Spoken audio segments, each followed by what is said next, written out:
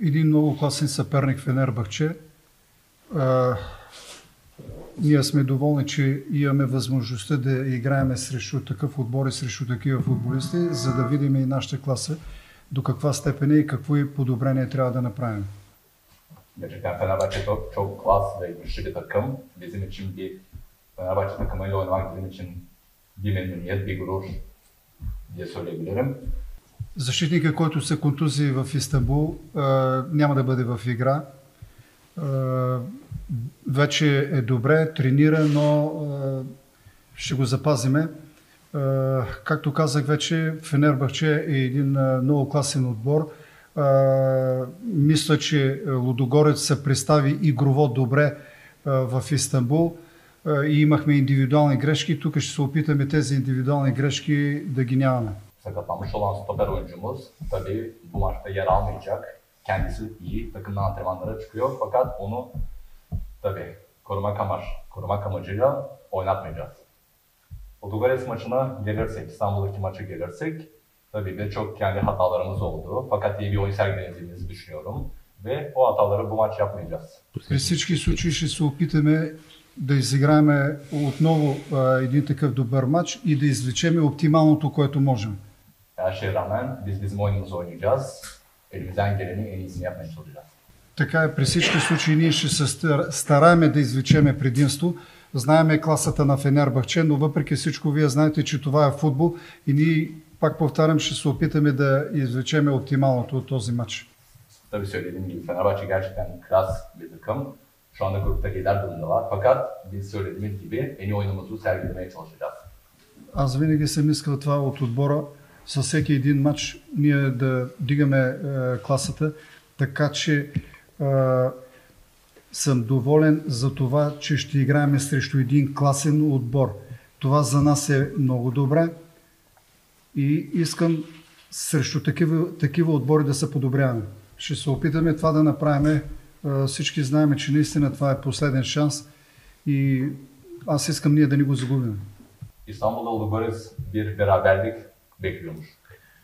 Fakat bu beraberlik olmadığı için şu anda bölgeler birinciyi bu son şansımız olarak değerlendirdi. Bu maç bizim son şansımız olabilir.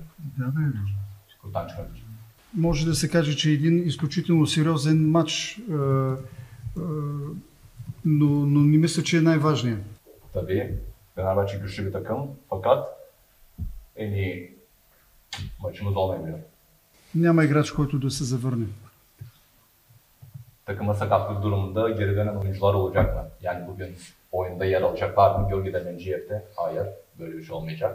За нас са важни и двата турнира, така че ние ще вложиме максимума и да опитаме да излеземе от групата и да направим всичко възможно в края на първенството Лудогорец да бъде на първа позиция.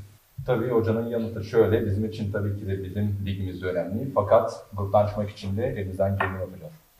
Аз мисля, че това, което е било до момента, в който аз дойдох в Лудогорец, си е минало.